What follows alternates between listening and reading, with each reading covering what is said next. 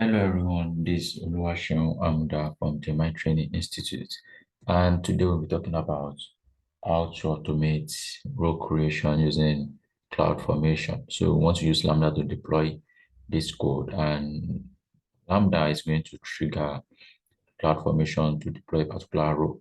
So the role is JSON, role.json. So this is the role. So it's going to like deploy this thing. So actually, these are the roles that I want to create. Instead of us going ahead to like create this role in the CloudFormation, we don't want to do that. We want Lambda to create it for us. So now we have the code, and the Lambda runtime is Python, so py. So what I tried did here is very simple. And another thing you want to do is you want to automate. So we don't need this. You might need this if you are using precise URL for that. That's if I don't want to like deploy this with it. If I want to store this in my S3 bucket, that's when I use that. So this deploy version can be this, can be any value. Then this the audit account role ARN.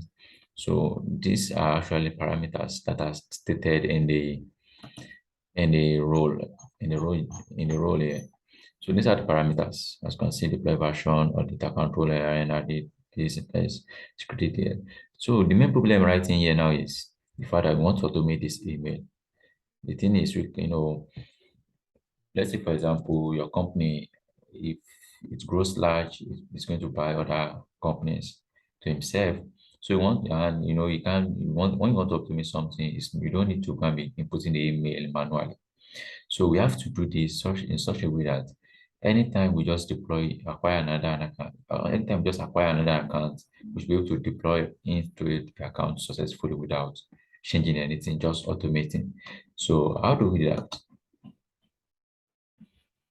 Come right in here and we say, um,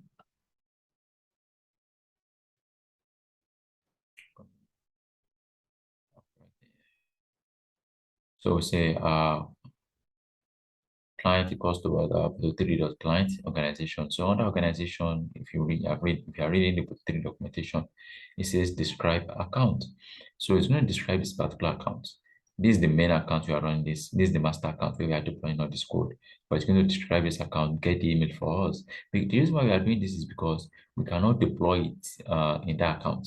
It's an acquired account, we are just moving the rows. So all you just do is you get the email, does it for you, and that's all. You don't need to put any assume rule, no, because you it's still the same account you are deploying. Then for the others, so you are going to like use the same account. Then so yeah. Then this is just like define a variable right here. Launch stack aspect of it, this pre-launch stack, stack name. All these ones are launched. Of course, you know how to define the dev function. All these are dev functions. So we don't need this again. I have to remove this.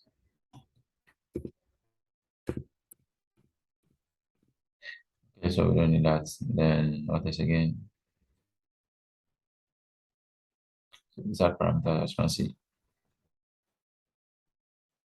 So that is so anytime we just run the code, you say successfully deployed. That is successful. Now it's going to take CloudFormation sometimes for it to deploy. That is, this code is going to take like 4 minutes. The template writing is going to take like 4 minutes. So we want to be sure that this CloudFormation actually deployed successfully. So we are going to use waiter. So one thing that waiter does is that you're going to wait. It's going to keep checking for this whether the stack has been completed. Once it's completed, it's going to proceed to running this response. Otherwise, it's going to return an error. So every 30 minutes, it's going to check. Every 30 seconds, sorry, it's going to check for 9 times. That's although this code is going to take like 4 minutes, 4+ minutes for it to deploy. So at the night time, it's going to see this response. So your Lambda runtime, yeah, timeout is going to be 5 minutes so that this code can actually deploy successfully. Otherwise, it's going to return an error. Without this, the code will run. We want to be very certain that, the CloudFormation is running. So that's why we're using waiter right in here. Then this is going to create a stack inside parameters right inside. Then it's our zoom row and the likes. So now let me go and deploy this in the Lambda 3.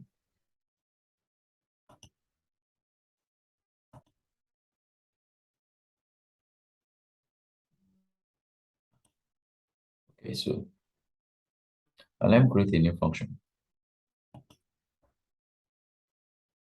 Let me call it tests. Testing.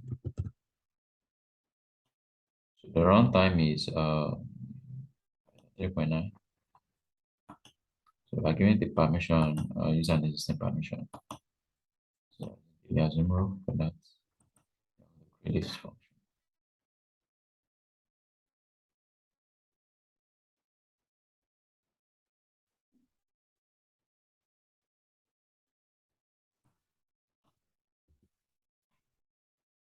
Copy the code.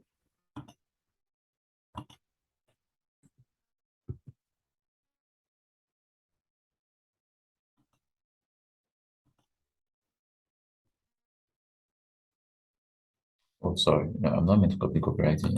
I want to upload a zip file. Sorry for that.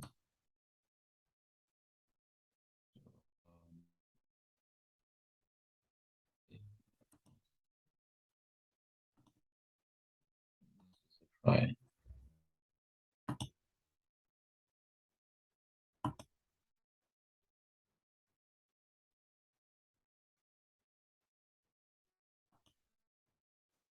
So zip file is writing here. As you can see, I've made some changes to this code. So let me edit it.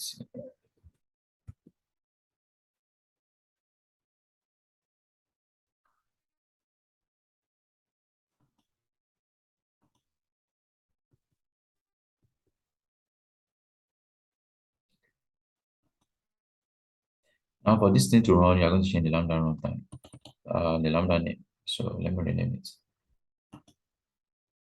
to the lambda function.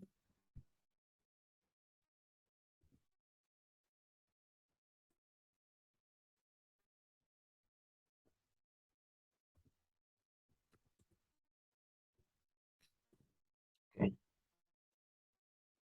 The reason why I'm changing it is for the lambda and la writing here. It's what lambda function or lambda and la. Lambda function has the name. The lambda and la is the dev function that is writing here. So as you can see, that's it. So if I test this code right now, let's take a look at it. So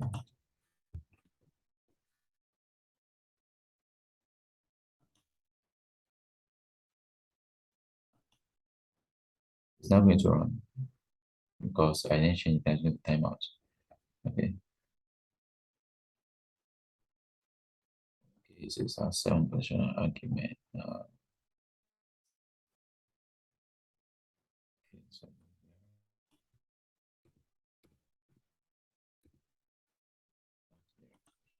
let me quickly change the configuration.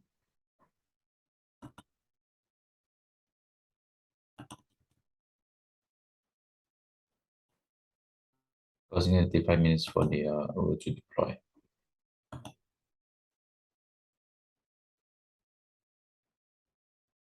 Test it again.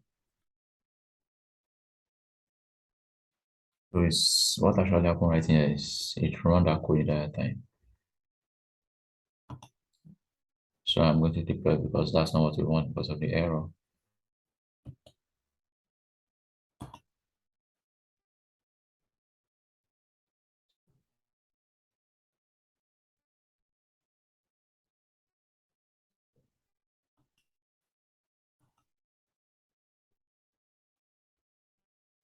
So I actually want to delete this, delete in progress. So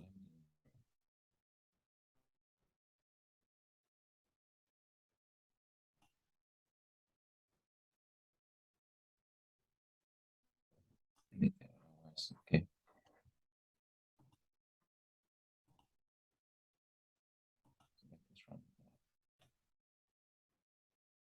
Okay, so this is okay.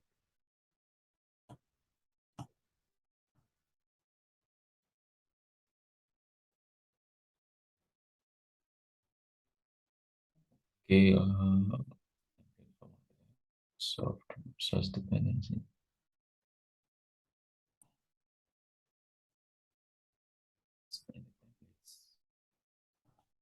Look at it. 61.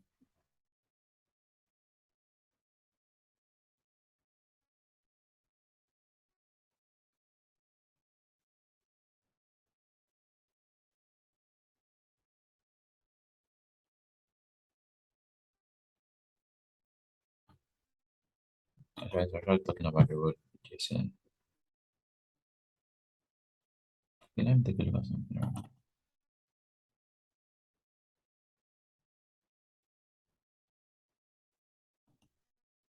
It says KB audit framework.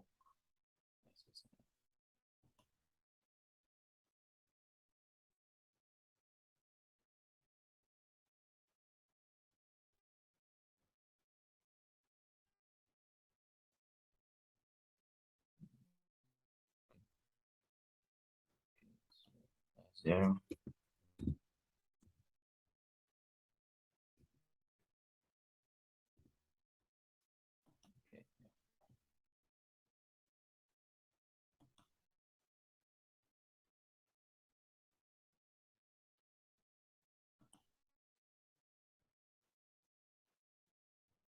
so it's working right now. So it's going to take like 4 minutes plus, after which it's going to return a success for us. So basically, we have been able to like automate this. And let me show you. Let's go to it.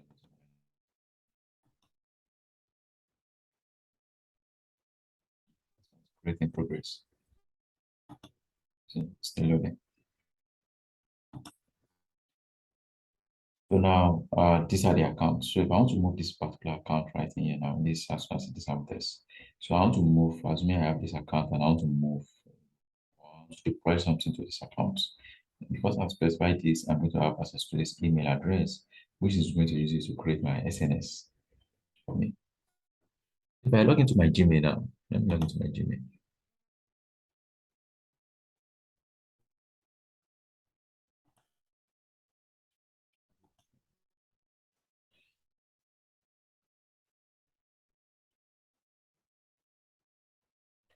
I see I have the message right here now saying I should confirm my SNS.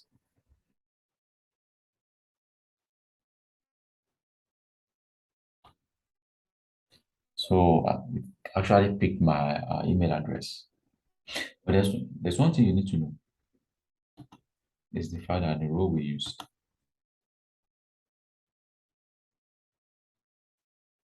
Okay, yeah, it's okay. Okay with that because we didn't actually use an assume role right here because there's no need for it. So that's how you deploy an IMI role in CloudFormation using Lambda. So that's how you go about it and that's how you automate it. So it's very simple, although it might have been tough to get this, but very, very simple when it comes to you understanding it. And that's the best way you can try to understand. So if I want to move now, I'll just deploy to this organization because it's the master account that is running this.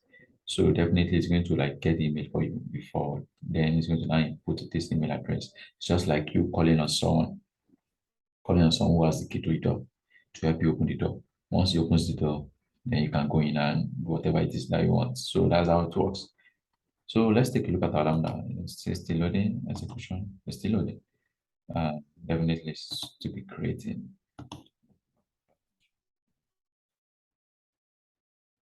So the other ways to do this, you can actually use a presign URL to launch your JSON if you want to use this method. So it's in creating progress. It's still creating. It takes time. So in my previous video, I've talked about scanning, the updating. Actually, the updating we actually uh, did the row manually, which was not supposed to be so because we discovered that we don't actually know the name of some parameters. There are parameters we don't know the name. Because although the company can give us the name and it will actually work, but we have SNS, we have other dependency, definitely we have to go with this cloud formation. So that's why they just say, oh no, let's use cloud formation instead because there was particular cloud formation giving them a problem and they were like, no, don't let us use cloud formation. But this time around is actually simple. I've actually deployed it in a very, very simple way. No problem at all. No problem. Yeah. So let's complete. Now let's go back to super response. As you can see, it says I successfully deployed. So that's it. That's the way it works. So that's how it works. So thank you very much for watching. Remember to subscribe to my YouTube video to receive more updates on Lambda and other stuff like this about Terraform and the like. So thank you very much for watching.